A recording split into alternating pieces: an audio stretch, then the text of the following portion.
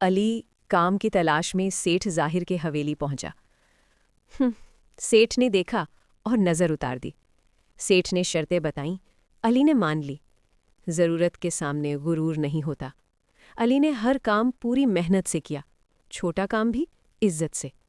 ایک چھوٹی غلطی پر مہمانوں کے سامنے بے عزتی کی۔ علی کھڑا رہا، جھکا نہیں، ٹوٹا نہیں۔ سیٹھ نے نکال دیا، گیٹ بند ہو گیا۔ علی نے مڑ کر نہیں دیکھا، چلتا رہا۔ علی واپس چلا آیا اپنی مٹی میں، جہاں عزت تھی وہیں گھر تھا۔ وقت نے پلٹا کھایا، سیٹھ کی دولت چلی گئی، حویلی خالی تھی، آدمی اکیلا تھا۔ سیٹھ ظاہر علی کے دروازے پر کھڑا تھا، وہی دروازہ جس کے مالک کو اس نے نکالا تھا۔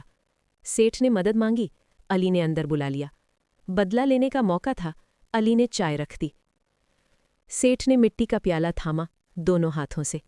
غرور اچھا نہیں ہوتا، وقت یہی سکھاتا ہے۔